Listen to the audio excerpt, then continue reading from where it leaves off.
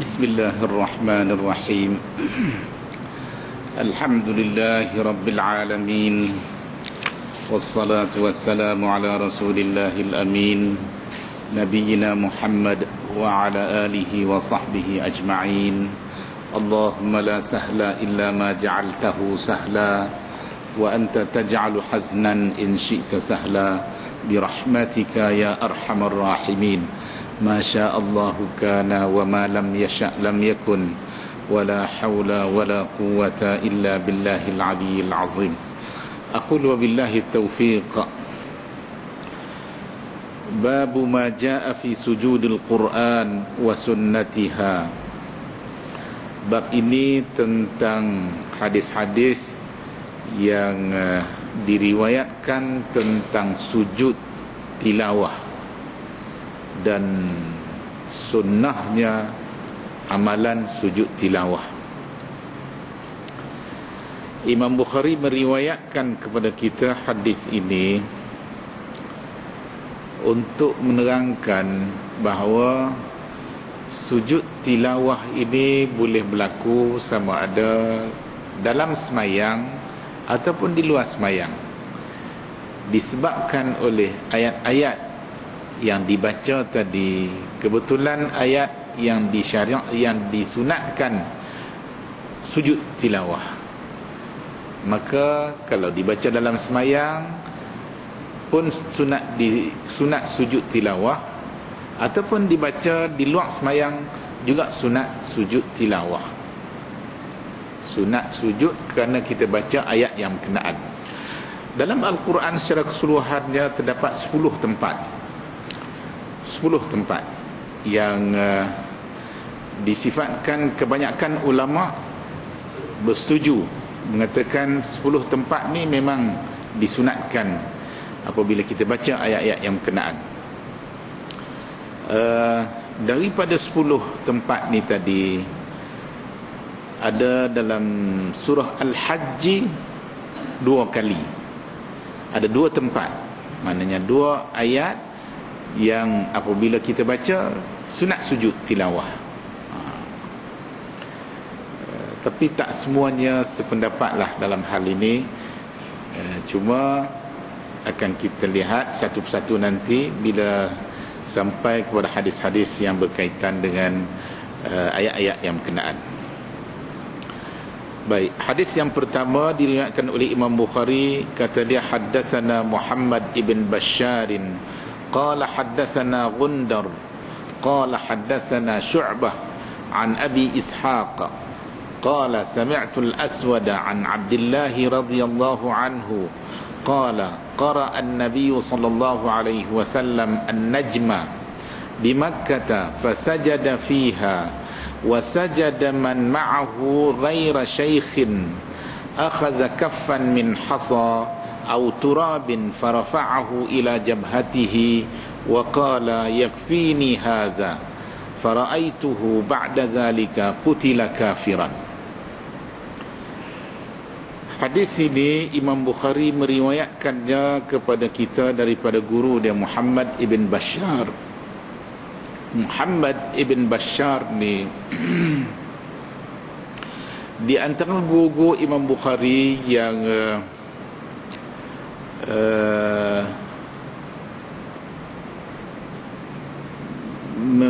memiliki kepintaran, memiliki otak pintar, sehingga sejak daripada dia masih belajar sebagai pelajar dalam majlis-majlis ilmu, dia agak lebih ke depan daripada rakan-rakan dia yang lain, sehingga dia dikenali dengan gelaran bundar. Makna bundar ni lain daripada yang lain. Dia lain daripada yang lain jika dibandingkan rakan-rakan sebaya dia yang turut serta dalam majlis-majlis ilmu. Dia agak ke depan daripada yang lain. Jadi inilah dia antara guru Imam Bukhari yang dikenali dengan Muhammad ibn Bashar, laqab dia Bundar. Meriwayatkan hadis ini dengan kata dia qala haddatsana Gundar. telah menceritakan pada kami oleh Gundar, guru dia dikenali dengan panggilan Gundar, laqab dia. Nama dia Muhammad ibn Ja'far. Nama dia Muhammad ibn Ja'far, laqab dia Gundar. Sama juga perkataan Gundar dengan maksud yang sama dengan perkataan Bundar, maknanya dia agak ke depan daripada rakan-rakan dia yang lain. Jadi muridnya pintar, gurunya pintar, mereka ni sekelas ataupun pada kelas yang lebih tinggi daripada rakan-rakan sebaya mereka. Dan Imam Bukhari yang meriwayatkan, mana murid yang kedua ialah Imam Bukhari. Jadi tiga perawi ni sama kedudukannya, luar biasa jika dibandingkan dengan yang lain. Mana Imam Bukhari dia pilih guru-guru yang hebat-hebat, guru dia yang hebat juga pilih guru yang hebat-hebat, dan begitulah. Dia tak main cari ikut tepi-tepi jalan, tak. Dia tumpu kepada guru yang terpilih. Baik, kata Gundar, haddatsana Syu'bah, telah menceritakan pada kami oleh Syu'bah. Syu'bah ialah Syu'bah Ibnul Hajjaj. Dia di antara para perawi hadis yang diberi gelaran pada zaman dia dengan gelaran Amirul Mukminin fil Hadis. Amirul Mukminin fil Hadis. Kalau dalam bidang politik kita kata Amirul Mukminin kepada Sayyidina Umar, kepada Sayyidina Uthman, kepada Sayyidina Ali, dan juga pemerintah-pemerintah yang datang kemudian daripada mereka, diberi gelaran Amirul Mukminin dalam bidang mereka, dalam bidang pemerintahan negara. Tapi Syu'bah ni dalam bidang hadis, dia dianggap sebagai Amirul Mukminin fil Hadis. Sama juga Imam Bukhari mendapat title yang sama, diberi gelaran Amirul Mukminin fil Hadis. Maknanya dalam bidang hadis dia ni Amirul Mukminin. An Abi Ishaq, Abu Ishaq ni dia dikenali dengan Abu Ishaq As-Sabi'i. Nama dia Amr ibn Abdullah. Amr ibn Abdullah. Kunyahnya Abu Ishaq, nisbahnya As-Sabi'i. Qala, berkata Abu Ishaq, sami'tul Aswad, aku dengar Aswad. Aswad ni ialah Al-Aswad ibn Yazid An-Nakhai. Al-Aswad ibn Yazid An-Nakhai. An Abdullah, daripada Abdullah, iaitu Abdullah ibn Mas'ud radhiyallahu anhu. Qala, berkata Abdullah ibn Mas'ud, qara'a an-nabiy sallallahu alaihi wasallam an-najma bi Makkah. Nabi sallallahu alaihi wasallam, kata Abdullah ibn Mas'ud, telah baca surah An-Najm. Wan najmi idza hawa ma dhalla sahibukum wa ma ghawa, hinggalah ke akhir surah An-Najm. Ayat yang terakhir setelah Nabi baca, Nabi sujud. Ayat yang terakhir dalam surah An-Najm.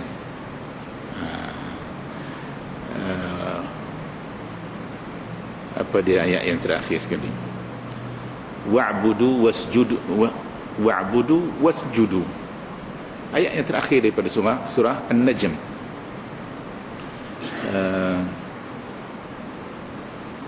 Apa dia sebut tu? Afa bihadzal hadisi,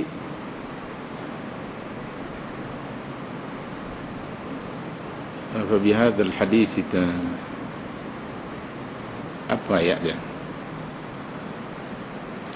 Wa tadhakuna wa la tabkun wa antum samidun wa'budu wasjudu. Sujudlah. Itu ayat yang terakhir daripada surah An-Najm.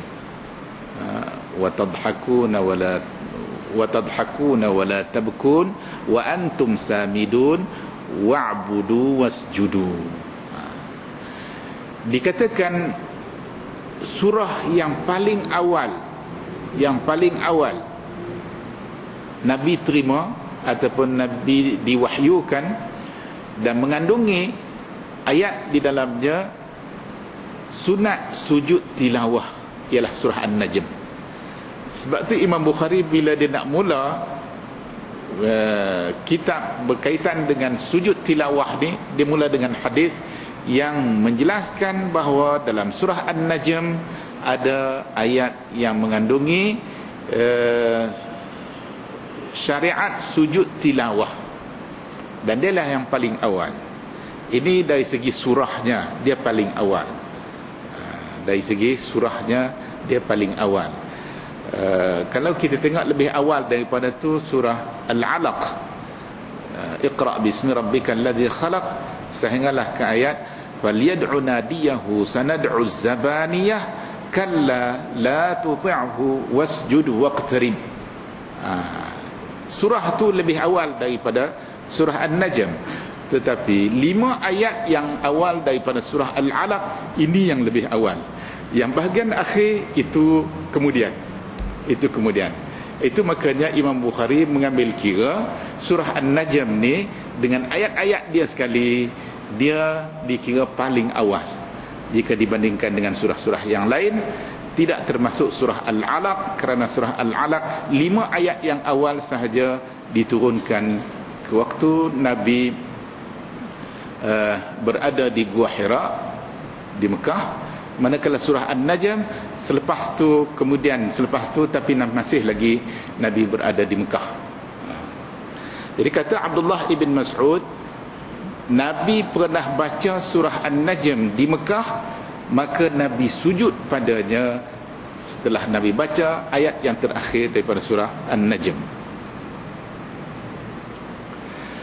Wa sajada man ma'ahu, dan sujudlah oleh mereka-mereka yang berada bersama dengan Nabi. Nabi baca ayat ni, Nabi sendiri sujud, dan orang yang ada di sekeliling Nabi juga turut sujud bersama dengan Nabi. Ghaira syaikhin, kecuali satu orang. Ada dalam ramai-ramai itu ada seorang, dia ni tak mau sujud. Yang lain-lain semua pakat sujud bersama dengan Nabi kecuali seorang. Seorang tu siapa dia? Dalam riwayat yang lain ada disebut mengenai satu orang yang enggan sujud bersama dengan Nabi dan jemaah yang ada bersama dengan Nabi tadi, iaitu Umayyah ibn Khalaf. Umayyah ibn Khalaf, dia ni tak mau sujud. Dia tak Islam, tapi dia pergi masjid. Dia ada dalam masjid bersama dengan Nabi dan juga sahabat-sahabat yang lain di dalam Masjidil Haram di Mekah. Ketika Nabi baca ayat ni, ayat daripada surah An-Najm, Nabi sujud tilawah. Sahabat-sahabat Nabi yang berada di sekeliling Nabi turut sujud bersama. Dia tak sujud kerana dia tak Islam. Dia belum tak Islam.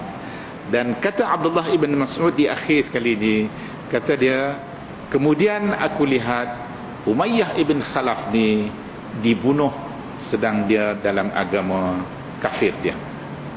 Dia tak Islam sampai mati. Tak Islam sampai mati. Ada pandangan-pandangan lain yang kita dapati juga. Ada yang menyebut Al-Walid ibn Al-Mughirah, dan ada lagi yang lain-lain pun, pandangan-pandangan yang lain. Wallahu alam, kita tak pasti yang mana satu, tapi itu pandangan-pandangan yang telah dikemukakan. Namun bagi para ulama hadis lebih cenderung mentarjih lelaki yang dimaksudkan dalam hadis Abdullah ibn Mas'ud yang enggan sujud bersama dengan Nabi ialah Umayyah ibn Khalaf. Umayyah ibn Khalaf ni sewaktu peperangan Uhud, dia datang bersama dengan orang kufar Quraisy, orang kafir Mekah datang perang, serang Nabi dan umat Islam di Madinah di medan peperangan Uhud. Dan dia di antara bala tentera kafir Mekah yang datang, dan dia di antara ketua ataupun kepala-kepala mereka, Umayyah ibn Khalaf. Baik, Ibn Mas'ud kata ghaira syaikhin, kecuali satu orang, akhadha kaffan min hasa, dia ambil segenggam daripada pasir, au turab, ataupun daripada tanah, farafa'ahu ila jabhatihi, lalu disapu ke dahinya, wa qala yakfini hadha, dan dia berkata cukup untuk saya begini. Kalau Nabi dan para sahabat Nabi bersama dengan Nabi, bila baca ayat terakhir daripada surah An-Najm, Nabi sujud ke tanah ataupun sujud ke lantai. Bagi dia tak mau sujud macam Nabi sujud, tapi dia genggam ambil pasir ataupun tanah, dia sapu di dahi dia kata cukup untuk dia. Dia buat ikut selera dia, ikut cara dia. Dia tak Islam, dia boleh buatlah. Sebab itulah bagi kita umat Islam, kita kena ikut cara yang ditunjuk oleh Nabi. Kerana itulah Imam Bukhari meletakkan tajuk ni, ma jaa fi sujudil Quran wa sunnatiha. Sujud satu amalan, cara nak sujud tu juga mesti ikut sunnah Nabi. Jadi amalan sujud sebahagian daripada sunnah Nabi, cara nak melaksanakan amalan sujud juga merupakan sebahagian daripada sunnah Nabi. Kita tak boleh terkeluar ataupun tak boleh lari daripada cara yang Nabi tunjuk kepada kita bagaimana nak laksanakan amalan sujud tilawah.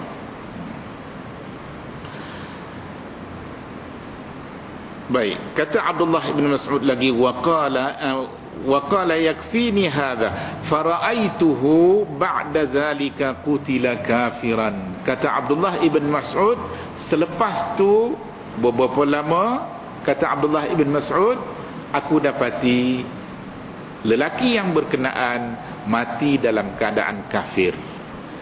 Mati dalam keadaan kafir, maknanya dia tak Islam, dia dibunuh dalam keadaan dia kafir.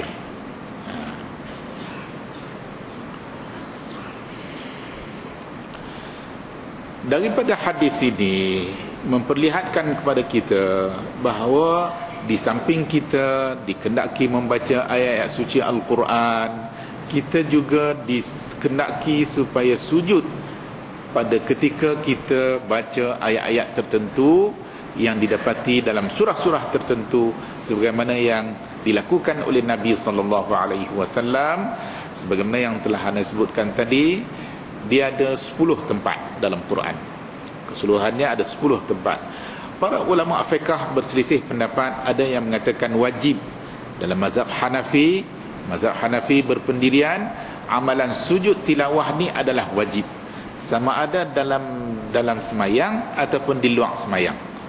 Manakala selain daripada mazhab Hanafi, 3 mazhab yang lain mereka berpendapat adalah sunat. Dan sunat ni juga berbeza-beza. Ada di antaranya yang mereka kata sunat muakkad, maknanya sunat yang lebih dituntut. Ada di antaranya disifatkan sunat tetapi tidak muakkad. Contoh sunat yang tidak muakkad ini sebagaimana yang kita dapati dalam surah Sad. Berkaitan dengan Nabi Allah Nabi Daud, bila Tuhan bagi kat dia berjaya menyelesaikan masalah yang diwarisi daripada bapa dia Nabi Allah Sulaiman, dan akhirnya pertelagahan ataupun masalah yang dihadapi oleh umat Nabi Sulaiman tidak dapat diselesaikan oleh Nabi Sulaiman, akhirnya diselesaikan oleh Nabi Allah Daud. Bila dia dapat selesai masalah yang belum dapat diselesaikan oleh bapa dia, akhirnya dia sujud tilawah. Sujud tilawah. Dalam Al-Quran Tuhan sebut wa dhanna Dawudu annama fatannahu fastaghfara rabbahu wa kharra raki'an wa anab. Ayat inilah bila dibaca sunat kita sujud tilawah. Tapi tuntutan sunat tu dikatakan tidak muakkad. Kenapa? Kerana dia disyariatkan kepada Nabi Allah Daud. Dan dalam hadis riwayat Ibn Abbas menyatakan bahawa Nabi bila baca, Nabi bagi tahu kepada kita umat dia bahawa Nabi Allah Daud sujud kerana dia syukur kepada Tuhan. Sebab dia berjaya menyelesaikan masalah yang dihadapi oleh umat bapa dia Nabi Allah Sulaiman yang tidak dapat diselesaikan. Akhirnya dia berjaya menyelesaikannya. Dia sujud syukur. Kerana tu Imam Asy-Syafi'i berpendapat, ayat ini jika dibaca di luar semayang, sunat sujud. Sunat sujud. Tapi kalau dibaca dalam semayang, tak sunat sujud. Tak sunat sujud. Apatah lagi, dalam ayat yang berkenaan tidak disebut perkataan sujud. Dalam ayat yang berkenaan disebut rokok. Wa kharra raki'an wa anab. Maknanya, Nabi Daud bila dia berjaya, dia kata wa dhanna Dawudu annama fatannahu fastaghfara rabbahu. Daud menyangka apa yang berlaku satu fitnah, satu ujian Allah kepada dia. Akhirnya bila dia berjaya, dia kata apa? Fastaghfara rabbahu wa kharra raki'an. Dia memohon keampunan daripada Tuhannya dan dia tunduk rokok, makna wa anab, dan dia bertaubat ataupun kembali ke pangkuan Allah Subhanahu wa taala. Oleh yang demikian, ulama-ulama fiqh, ulama-ulama hadis pun tak sependapat, berbeza-beza pendapat sama ada sunat sujud kalau kita baca ayat ni dalam semayang ataupun tidak. Kebanyakannya kata sunat. Tapi Imam Asy-Syafi'i dan beberapa orang yang lain yang sependapat dengan Imam Asy-Syafi'i berpendapat tidak sunat, kerana ayat ini menceritakan tentang kisah yang berlaku pada Nabi Daud, dan ini berlaku di luar semayang. Di luar semayang. Kenapa? Kerana dalam hadis riwayat Ibn Abbas menyebut bahawa Nabi Daud sujud kerana syukur kepada Allah, bukan kerana tilawah ayat itu. Kerana syukur kepada Allah Subhanahu wa taala. Sujud syukur ni boleh berlaku kita baca ayat yang sunat sujud tilawah, ataupun kita baca ayat yang lain, ataupun kita tak baca ayat apa-apa, tapi kita rasa nak sujud kepada Allah kerana kita dapat satu hajat yang kita perlu, yang kita nak, tiba-tiba ditunaikan, dikurniakan oleh Allah, kita sujud sebagai tanda kesyukuran kita kepada Allah Subhanahu wa taala. Ini boleh berlaku pada bila-bila masa, pada bila-bila masa. Adapun sujud tilawah kerana kita baca ayat tu, bila kita baca ayat tu ataupun kita dengar orang baca ayat tu dalam semayang maupun di luar semayang. Hingga kan kalau kita tak semayang, kita dengar orang yang sedang semayang baca ayat yang mengandungi sujud sunat sujud tilawah, kita juga sunat sujud. Sunat sujud. Walaupun dia baca dalam semayang, kita di luar semayang. Tapi kalau yang baca tadi di luar semayang, yang dengar pula dalam semayang, tak sunat sujud. Tak sunat sujud. Kecuali kalau kita semayang bersama-sama dengan imam kita baca ayat yang berkenaan dan dia sujud, kita juga kena sujud ikut imam. Kita dengar, ya. Kalau kita tak dengar pun, kerana kita makmum kepada imam yang sujud tilawah, kita juga sunat sujud tilawah sekalipun kita tak dengar.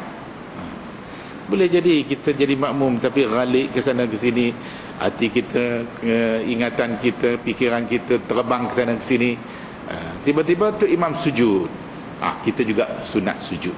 Sunat sujud. Baik.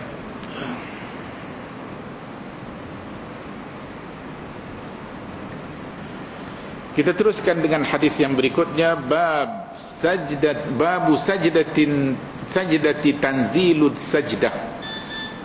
Bab ini tentang sujud sajdah daripada surah As-Sajdah. Sujud sejadah, Melayu kata. Bab ini tentang sujud sejadah, sujud tilawah kerana baca ayat dalam surah As-Sajdah. Baik, Imam Bukhari meriwayatkan kepada kita hadis ini. Haddatsana Muhammad ibn Yusuf qala haddatsana Sufyan an Sa'd bin Ibrahim an Abdurrahman an Abi Hurairah radhiyallahu anhu qala kana an-nabiy sallallahu alaihi wasallam yaqra'u fil jumu'ati fi salatil fajri alif lam mim tanzilus sajdah.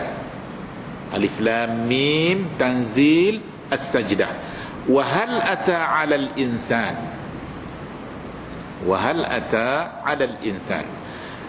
Hadis ini diriwayatkan kepada kita oleh Imam Bukhari daripada gurunya Muhammad ibn Yusuf At-Tinnisi.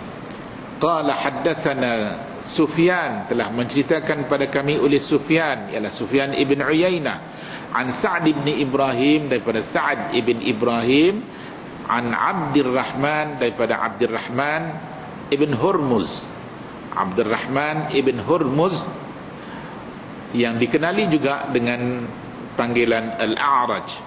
An Abi Hurairah, daripada Abu Hurairah radhiyallahu anhu qala, kata Abu Hurairah, kana an-nabiy sallallahu alaihi wasallam yaqra'u fil jumu'ati fi salatil fajr. Abu Hurairah kata Nabi sallallahu alaihi wasallam baca pada pagi hari Jumaat, pada semayang subuh pagi hari Jumaat, alif lam mim tanzil. Yang kita dah baca pagi-pagi Jumaat tu dia lah tu. As-sajdah, mana daripada surah As-sajdah. Wa hal ata 'alal insan, dan pada rakaat yang kedua pula selepas Fatihah Nabi baca hal ata 'alal insani hinun minad dahri lam yakun syai'an mazkura, hinggakanlah ke akhirat. Jadi oleh kerana hadis ini diriwayatkan sebegini rupa, maknanya Nabi baca rakaat yang pertama sembahyang subuh pagi Jumaat, Nabi baca rakaat yang pertama lepas Fatihah, dia baca alif lam mim tanzilul kitab hingga ke akhir surah. Dan dalam alif lam mim tanzil ni ada sujud sajdah, ada sujud tilawah. Innama yu'minu bi ayatina allazi apa dia? Innama yu'minu bi ayatina alladzina idza dzukkiru biha kharru sujjadan wa sabbahu bihamdi rabbihim wa hum la yastakbirun. Situlah sujud. Sujud tu dinamakan sujud tilawah. Sujud tilawah. Tapi kita orang kita kata sujud sejadah. Sujud sejadah. Sujud sejadah ni maknanya dia sujud kerana bacaan ayat yang disunatkan kita sujud, dan bukan saja ayat dalam surah As-Sajdah tapi juga dalam surah-surah yang lain. Kemudian selepas Nabi sujud, Nabi bangun, Nabi sambung bacaan surah yang berkenaan hinggalah ke akhir surah, hingga habis, barulah Nabi rokok. Nabi rokok, kemudian Nabi sujud, selesai rakaat yang pertama, bangun rakaat yang kedua selepas Fatihah, Nabi baca wahal ata 'alal insan daripada awal surah hinggalah ke akhir surah. Kebanyakan para ulama hadis mengatakan kita tak boleh kerat-kerat. Maknanya kita nak ambil sekerat daripada surah As-Sajdah, kita baca untuk rakaat yang pertama, kemudian kita ambil pula sekerat lagi baca dalam surah dalam rakaat yang kedua selepas Fatihah, tak boleh. Ataupun kita baca separuh daripada surah As-Sajdah dalam rakaat yang pertama hingga kepada sujud sejadah, lepas tu kita berhenti, kita rokok, kemudian kita sambung rakaat yang kedua selepas Fatihah, kita baca surah hal ata 'alal insan ataupun mana-mana surah yang lain. Tak boleh. Tak boleh. Kebanyakan ulama hadis kata kalau berlaku keadaan sedemikian, dikira amalan tadi menyalahi sunnah Nabi. Menyalahi sunnah Nabi. Lain keadaannya jika dibandingkan dengan surah-surah yang lain yang mengandungi ayat sajdah. Nabi tak pernah baca satu surah secara keseluruhannya. Baca surah tu dari awal hingga ke akhirnya, kemudian Nabi sambung dengan surah yang lain dari awal hingga ke akhirnya. Tak ada. Yang ini saja berlaku. Sebab itulah kebanyakan ulama hadis kata kita kena baca macam mana Nabi baca, macam mana Nabi buat, kita tak boleh buat berlainan daripada apa yang Nabi buat. Paling tidak dianggap perbuatan yang berlainan tadi menyalahi sunnah Nabi. Kalau kita tak ingat, kita baca surah lain, tak ada masalah. Kita baca surah lain. Kita nak cari hak pendek, boleh ada hak pendek. Kita boleh baca surah Al-Alaq, Iqra bismi rabbikal ladzi khalaq, hinggalah kepada falyad'u nadiyahu sanad'u az-zabaniyah kalla la tuti'hu wasjud waqtarib. Sujud pada ayat yang terakhir daripada surah Al-Alaq ni, sepakat para ulama mengatakan sunatnya muakkad. Anda duk perhati tengok, ramai juga di kalangan imam-imam kita, dia baca surah Al-Alaq ni dalam sembahyang maghrib, kadang-kadang sembahyang isya, kadang-kadang subuh pun dia baca, tapi dia tak sujud tilawah, tak sujud sajdah. Kenapa tak sujud sajadah? Dia juga disunatkan sujud sajdah. Sama kedudukan hukumnya, sama kedudukan dengan sujud sajdah apabila dibaca daripada surah As-Sajdah ni tadi. Ataupun juga dalam surah Al-Insyiqaq, iza sama'un syaqqat, apa ayat yang kita kena sujud, fala uqsimu bil khunnasil jawaril kunnas wal laili idza as'as was subhi idza, tak, bukan.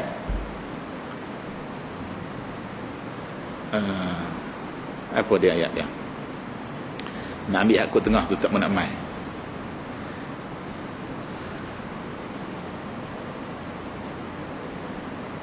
Dia ayat yang kita kena sujud tu bila kita baca wa idza quri'al qur'anu wa idza quri'a 'alaihimul qur'anu la yasjudun, wa idza quri'a 'alaihimul qur'anu la yasjudun. Tuhan cerita pasal orang kafir, bila dibaca ayat Quran terhadap mereka yang mengandungi sunat sujud tilawah, mereka tak sujud. Jadi kita orang Islam, bila kita baca sendiri ataupun orang lain baca yang kita dengar, kita kena sujud. Kalau kita tak sujud, kita berperangai macam perangai orang bukan Islam. Dia tak Islam, tak apalah dia tak mengucap 2 kalimah syahadat, walaupun dia tak sujud, memang kena sangatlah dia tak Islam. Tapi kita orang Islam, bila kita baca ataupun dibaca, kita dengar, kita kena sujud. Wa idza quri'a 'alaihimul qur'anu la yasjudun balil ladzina kafaru yukazzibun.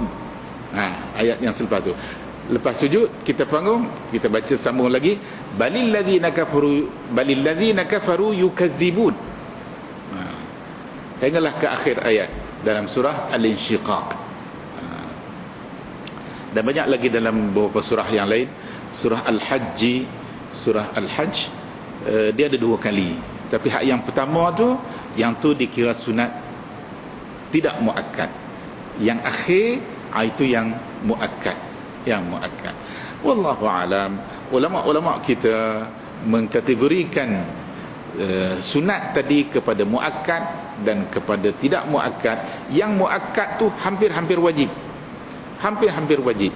Berlaku tuntutan tadi berkali-kali, berlaku tuntutan ataupun Nabi sendiri melakukan berkali-kali, dan Nabi tak pernah tinggal. Nabi tak pernah tinggal. Manakala yang muakkad tu, yang tidak muakkad, yang ni barangkali Nabi buat sekali sekala.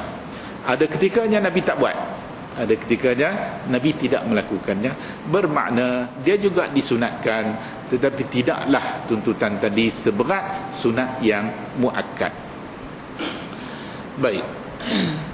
Jadi dalam hadis yang kita baca ni, hadis riwayat Abu Hurairah, mengatakan Nabi SAW baca dalam sembahyang subuh pagi Jumaat surah selepas Fatihah, dia baca Alif Lam Mim tanzilul kitab la raiba fihi min rabbil alamin am yaquluna iftarahu bal huwal haqq hinggalah ke akhir sampai kepada ayat innama yu'minu bi ayatina allazina idza dzukiru biha kharru sujada wa sabbahu bihamdi rabbihim wa hum la yastakbirun. Sujudlah. Sujud itu dikira sebagai sujud tilawah, bersempena dengan bacaan kita dalam semayang. Dia dikenaki supaya kita sujud, ataupun kalau kita baca di luar semayang pun kita disunatkan sujud, dan sujud tu dinamakan sujud tilawah. Timbul persoalan, adakah wajib ataupun mesti setiap pagi Jumaat semayang subuh kena baca kena baca surah Sajdah dan juga surah Al-Insan?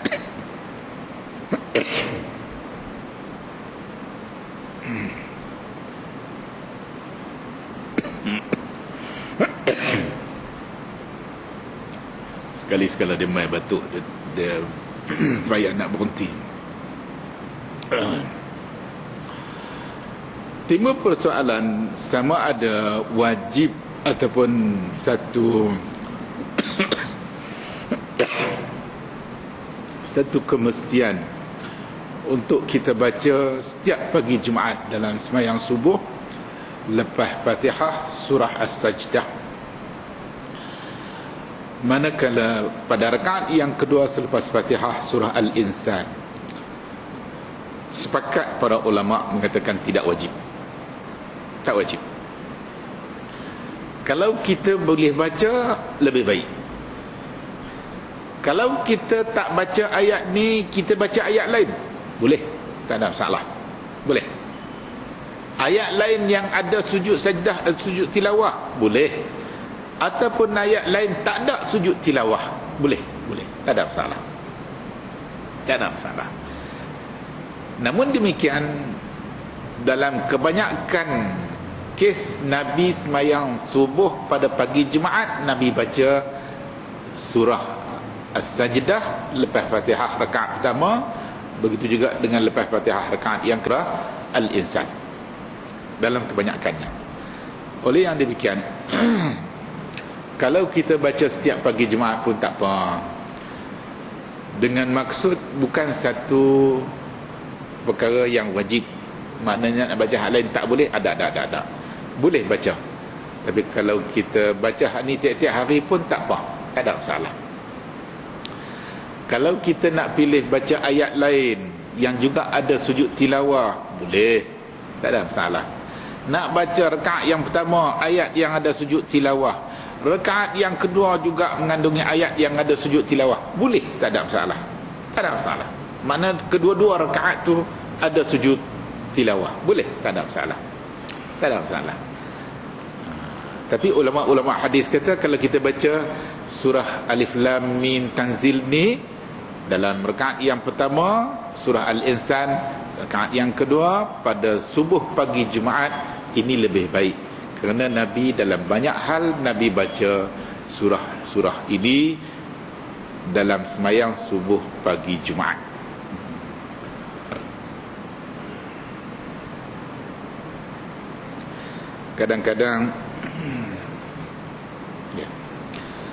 Kadang-kadang makcik-makcik kita ni,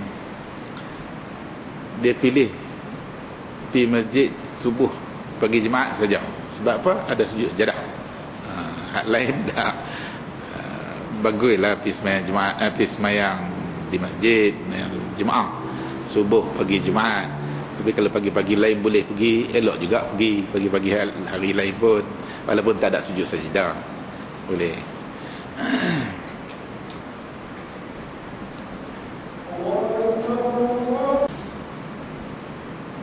Jadi dalam hadis riwayat Abu Hurairah ni memang dengan jelasnya kita dapati surah As-Sajdah menjadi pilihan Nabi SAW untuk dibaca dalam semayang subuh pagi Jumaat dalam rakaat yang pertama. Manakala rakaat yang kedua Nabi pilih surah Al-Insan. Kalau kita hafal Quran, hafal surah ni, kita boleh bacalah, kita boleh baca dengan mudah. Tapi kalau kita tak hafal surah ni, ada orang tanya, boleh tak kita baca, kita pegang Quran kecil ke, pegang, baca daripada Quran, boleh, tak ada masalah. Tapi kita kena jagalah pergerakan kita tu, jangan sampai pergerakan kita tu dikira banyak melebihi daripada pergerakan yang dimaafkan ataupun yang diizinkan ketika kita dalam semayang. Mana kita kena jaga. Ataupun baca daripada Quran yang ditulis ataupun Quran besar yang diletak di depan, kita tak pegang dia, letak di depan. Setengah masjid ditulis di layar besar digantung depan masjid. Pada dasarnya untuk membantu tu imam. Kalau tu imam tu lupa, takut di kalangan makmum tidak ada yang hafal Quran, yang hafal surah yang sama. Kalau ada di kalangan makmum juga menghafal surah yang berkenaan, dia sepatutnya tampil dalam saf yang di belakang imam tadi. Kalau nanti tu imam perlu teguran ataupun dia hilang punca. Kita bila baca Quran ni, sama ada dalam semayang maupun di luar semayang, kita kena tumpukan perhatian kepada Quran, kepada ayat yang kita baca. Kalau tumpuan kita tadi beralih ke lain, dia boleh hilang. Ayat yang kita baca tadi boleh hilang punca. Bila dia hilang, terhenti, nak patah balik, nak cari balik, susah. Walaupun ayat tu selalu dia baca, dia ingat, dia hafal, tapi bila berlaku hilang punca, nak patah balik susah nak cari balik. Kena ada orang yang di belakang, kita tolong bantu, dia baca balik ayat yang berkenaan kepada imam, supaya ingatan imam tu akan kembali balik kepada ayat yang berkenaan. Kita kena baca balik kat dia. Sekali kita baca dia tak perasan lagi, kita baca kali kedua, mungkin dia perasan, ataupun kali ketiga baru dia perasan, tak ada masalah, boleh. Dalam hadis Nabi sifatkan bagi tu imam yang bermasalah kerana lupa ayat yang dibaca tadi, dia macam minta makan. Hadis menyifatkan dia minta makan, maknanya dia minta bantuan, dia perlukan bantuan daripada kita yang di belakang. Sebab tu orang yang nak semayang di belakang tu imam ni, ataupun dekat-dekat tu imam tu, biarlah orang yang boleh bantu tu imam jika berlaku keadaan kecemasan. Tu imam habis wuduk, terbatal wuduk, siapa nak ambil alih? Yang di belakang tu lah, yang berdekatan dengan imam tu. Biarlah orang yang jika berlaku keadaan kecemasan, dia boleh ambil alih tugas tu imam, sambung tugas tu imam, dan boleh selesai sampai akhir. Walaupun dia tak ambil alih secara keseluruhan, tapi dia bantu tu imam dalam bentuk bantuan bacaan ayat-ayat tertentu di mana imam lupa. Dia kena sebut balik, dia baca balik, dia undur balik satu ayat ataupun dua ayat. Ini membantu imam supaya dia dapat ingat balik semula ayat-ayat yang berkenaan. Dan ini bukan saja berlaku kepada orang yang baru ingat ke, dah lama ke, dah mahir ke. Siapa-siapa pun boleh berlaku pada bila-bila masa saja. Bila hati kita terbang ke lain, fikiran kita terbang ke lain, dia mudah berlaku. Kadang-kadang rakaat yang kita duduk semayang tu pun dia boleh hilang, 2 ke 3, 3 ke 4, tak tahu. Jadi bila imam berlaku kepada imam, makmum yang di belakang boleh bantu imam untuk mengembalikan imam ke pangkuan asal, terutama sekali dalam bentuk bacaan. Jadi tulisan surah secara keseluruhannya digantung, dipelekat di dinding sebelah depan imam tadi dengan tujuan untuk membantu imam.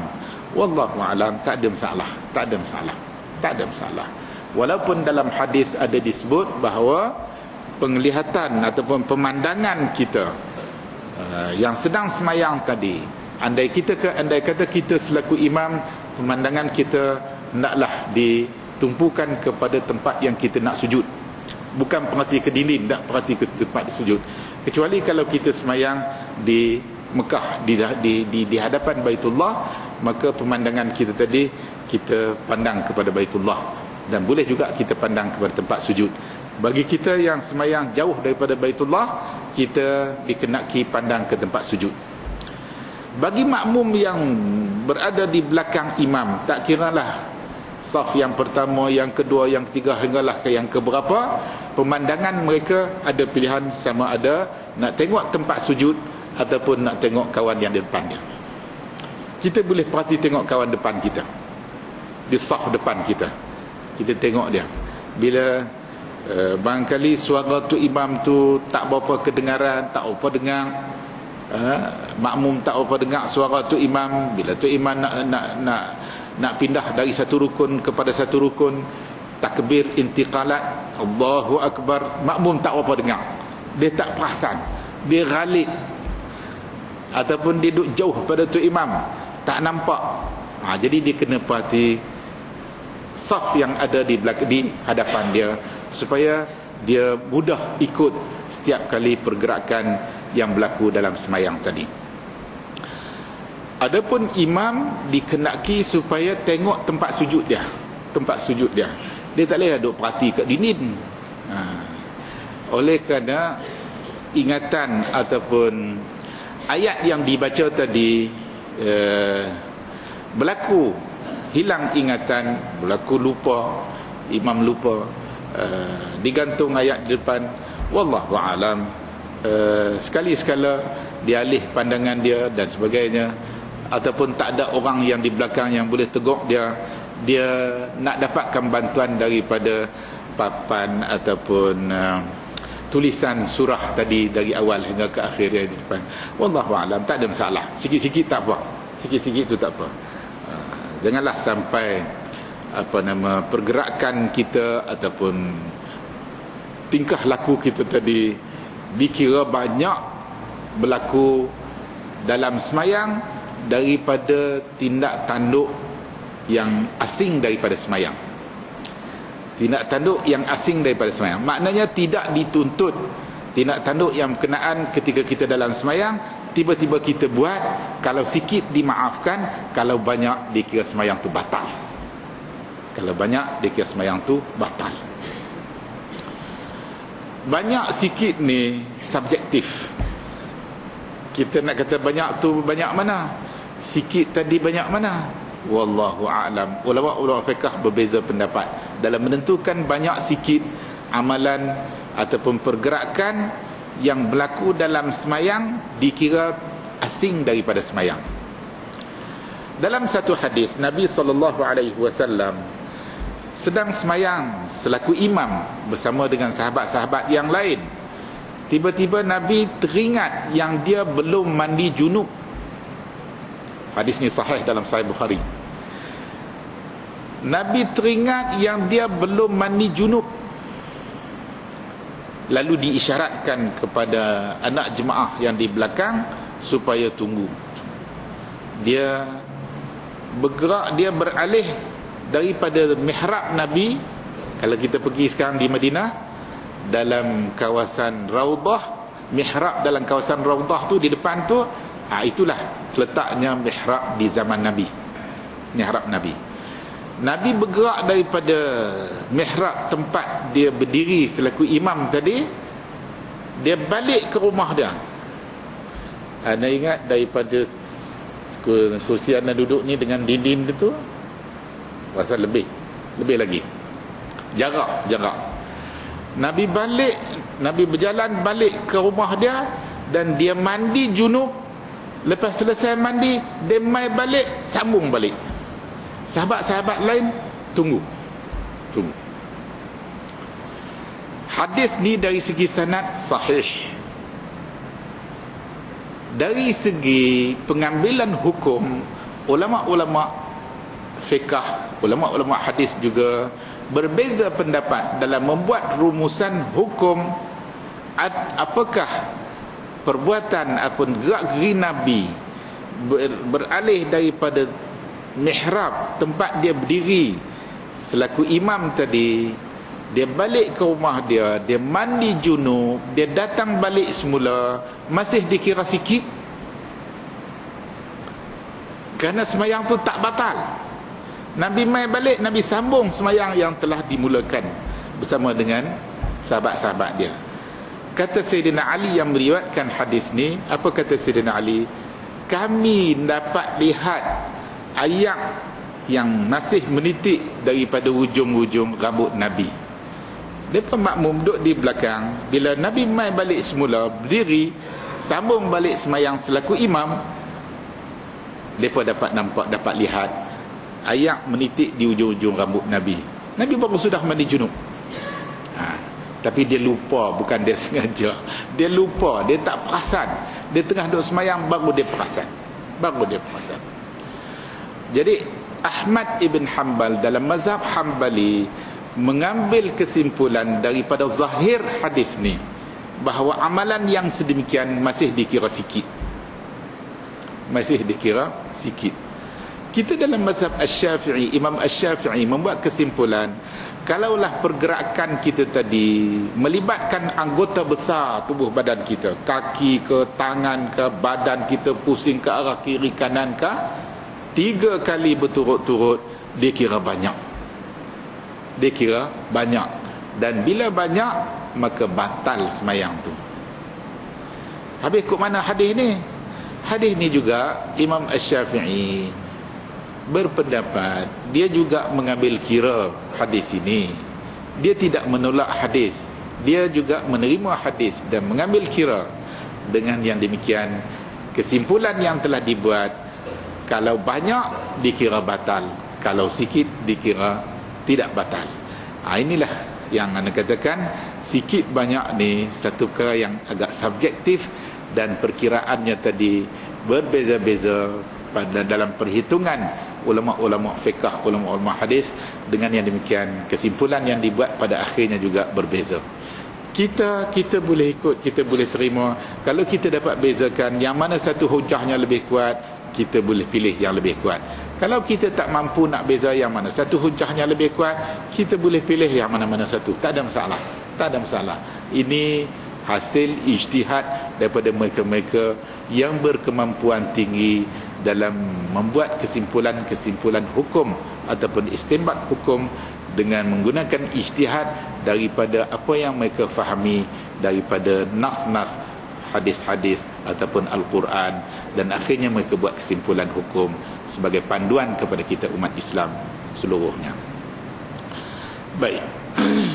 Balik kita kepada hadis ni tadi, 2 hadis yang kita baca pada dalam kuliah kita pada malam ini, kedua-duanya membawa maksud bahawa sujud tilawah adalah sebahagian daripada ibadat dalam Islam, dan dia boleh berlaku sama ada di luar semayang ataupun dalam semayang. Syaratnya ayat yang berkenaan dibaca oleh yang membaca, disunatkan dia sujud tilawah, ataupun oleh yang mendengar bacaan ayat yang berkenaan yang dibaca oleh orang lain, dia dengar, dia juga disunatkan sujud tilawah, sujud kerana bacaan ayat yang berkenaan. Kerana Nabi sujud pada ketika Nabi baca ayat-ayat yang berkenaan, sebagaimana dalam hadis yang pertama, ayat dalam surah An-Najm, ayat yang terakhir dalam surah An-Najm. Dalam hadis yang kedua, ayat dalam surah Alif Lam Mim Tanzil ataupun surah As-Sajdah, ayat yang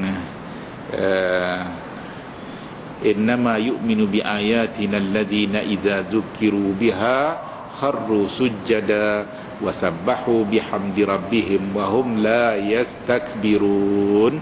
Imam sujud, kita pun sujud kalau kita dalam semayang berjamaah. Kalau kita seorang kita baca, kita sujudlah kita seorang-seorang. Kalau ada orang lain yang turut mendengar di sekeliling kita, kita sujud, mereka juga sujud. Tak payah niat jamaah, kita di luar semayang, tak payah niat jamaah apa. Kita tengok kawan kita baca ayat tu, kita dengar dia sujud, kita pun sujud. Syarat ada wuduk, tak ada wuduk? Tak syarat ada wuduk. Kalau ada wuduk lebih baik. Tak ada wuduk boleh sujud. Tilawah boleh sujud tanpa wuduk. Ada wuduk lebih baik, lebih baik. Kerana dalam hadis disebut wuduk senjata mukmin. Perisai bagi kita orang mukmin, sebahagian daripadanya adalah wuduk. Wuduk boleh menjadi perisai kepada kita. Wallahu a'lam, perisai dalam bentuk apa, orang nak tetap tak makan ke apa, wallahu a'lam. Yang ni bukan kerja kita, ini kerja Tuhan. Tapi hadis Nabi bagi tahu kat kita wuduk menjadi perisai. Yang paling jelas sekali ulama-ulama hadis kata wuduk boleh jadi perisai daripada gangguan syaitan. Jika dibandingkan kita dalam keadaan tak berwuduk, kita lebih terdedah kepada gangguan syaitan. Tetapi jika kita dalam keadaan berwuduk, kita lebih selamat daripada gangguan syaitan. Wallahu alam. Agaknya kuliah kita setakat tu saja pada malam ni. Bersambung pula babu sajdati sad. Wallahu alam.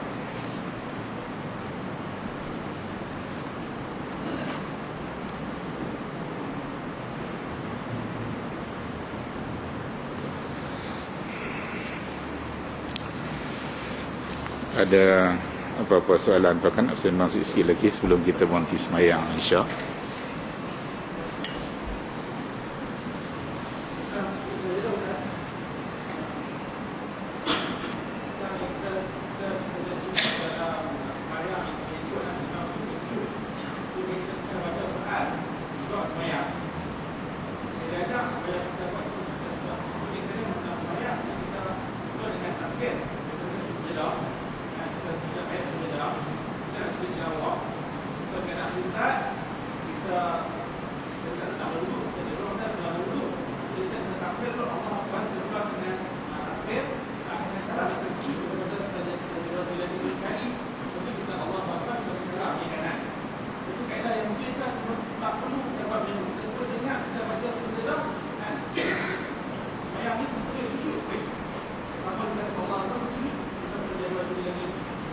Ya.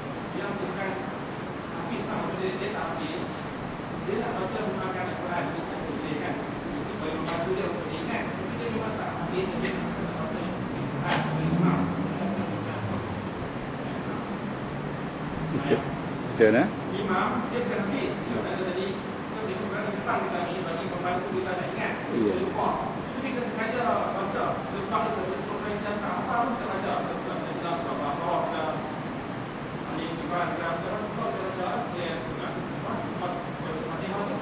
Itu surah yang kita ini Quran. Supaya nak Quran.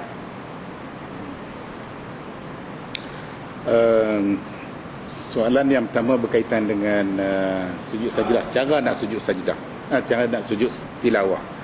Cara nak sujud tilawah ni boleh kita lakukan tanpa perlu takbir dan tanpa perlu kepada salam selepas tu. Bila kita baca ayat yang berkenaan sampai kepada ayat yang disunatkan kita sujud, kita terus sujud. Terus sujud. Dan dalam masa kita sujud tadi, kita boleh baca sajada wajhi lilladhi, boleh. Ataupun kita nak baca tasbih biasa yang kita baca dalam tasbih setiap kali kita sujud dalam semayang-semayang. Subhana rabbiyal a'la, subhana rabbiyal a'la, seberapa kali. Kalau kita imam tak bolehlah banyak-banyak kali. Makmum di belakang kena diraikan. Kalau kita selaku makmum, sementara tu imam nak panggung kepala, kita boleh bacalah seberapa banyak. Bila dah Imam panggung, kita pun ikut imam. Begitulah seterusnya. Itu cara nak sujud tilawah. Dalam semayang pun sama, di luar semayang pun sama. Dah tak.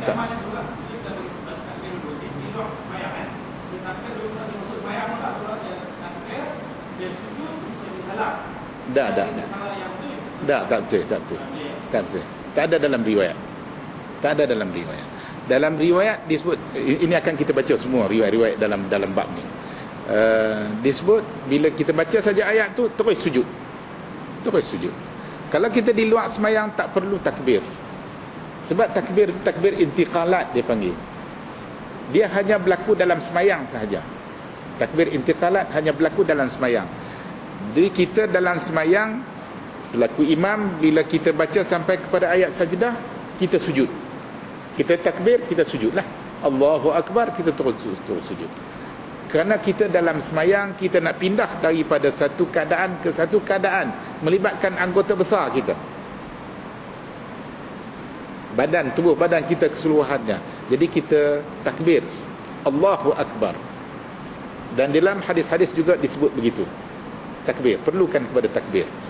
Manakala jika kita di luar semayang, tak perlu kepada takbir dan tak perlu kepada salam. Yang perlu kepada takbir dan salam hanya semayang. Sebab tu kita ta'rif semayang, definisi semayang tu tadi, aqwalun wa af'alun muftatahatun bitakbir muftatamatun bitaslim. Kata-kata, perbuatan-perbuatan yang dimulakan dengan takbir dan disudahi dengan salam. Itu semayang. Ini sujud tilawah. Dan sebab itulah ulama-ulama kata, oleh kerana tidak diperlukan sebagaimana yang diperlukan dalam amalan salah semayang, maka dia boleh berlaku walaupun tanpa wuduk. Boleh, tak ada masalah. Kita hafal Quran, kita baca. Kita duduk atas kenderaan, kita tak boleh nak berhenti, kita nak sujud, kita sujud dalam bentuk isyarat. Kalau kita duduk dalam keadaan biasa, kita sujud macam mana sujud biasa. Kita sujud dalam macam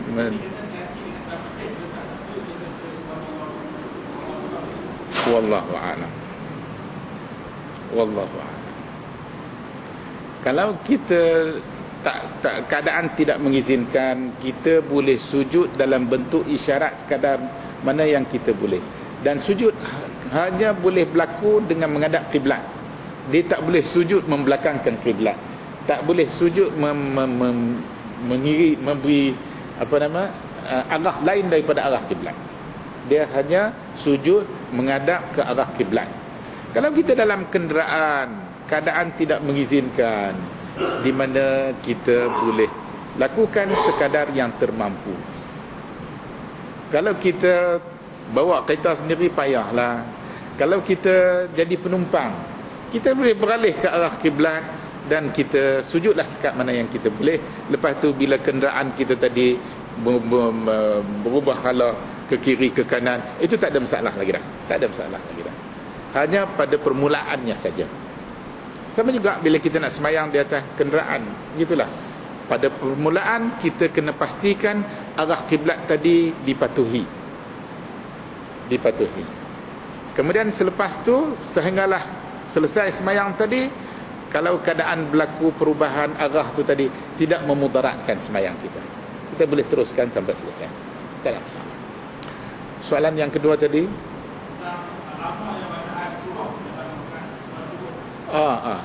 semayang subuh ni, Nabi dalam hadis-hadis kita dapati baca ayat yang agak panjang.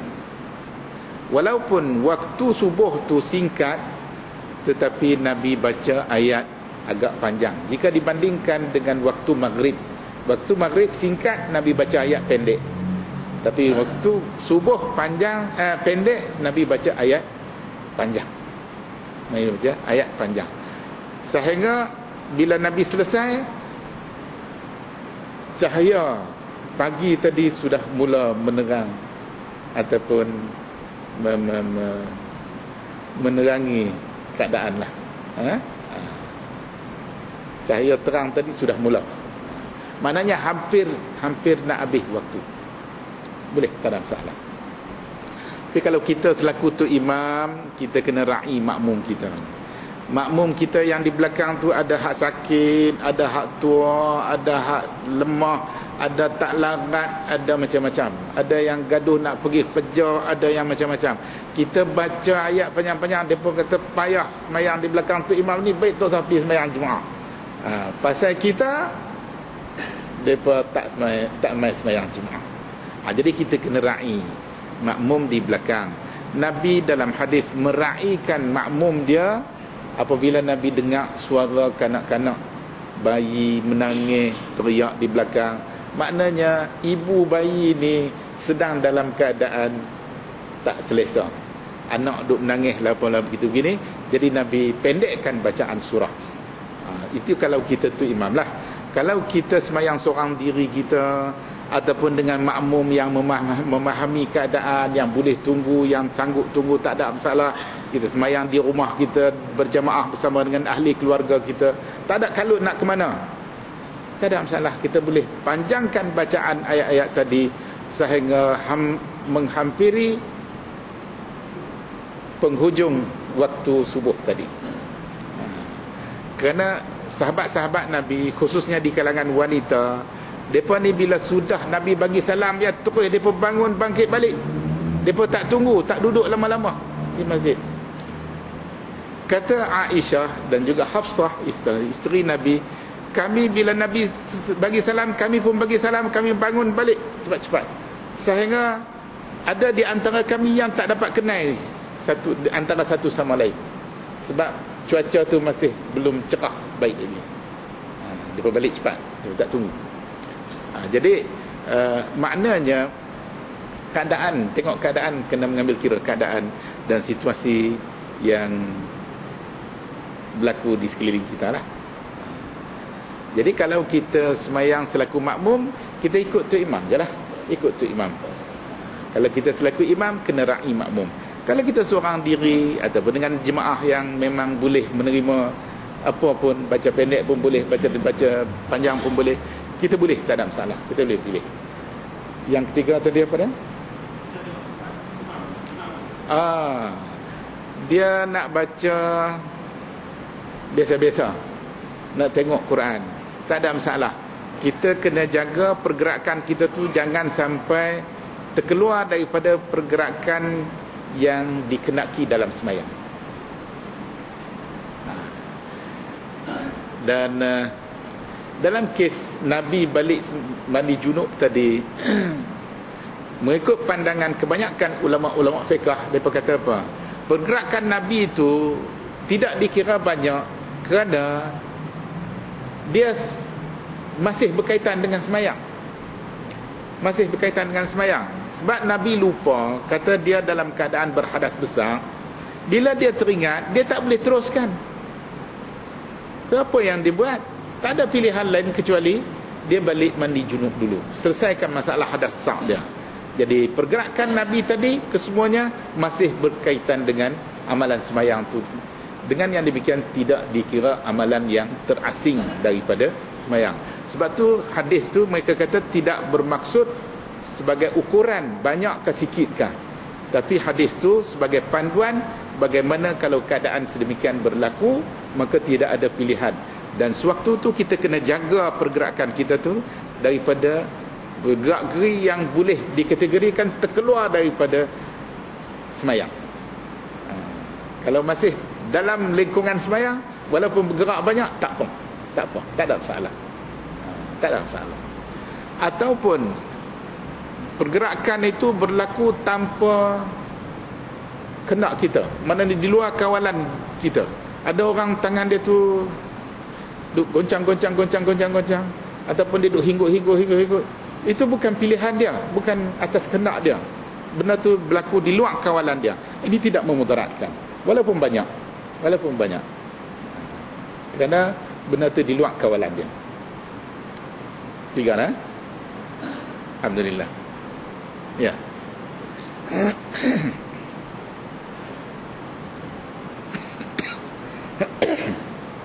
ada apa dah, no?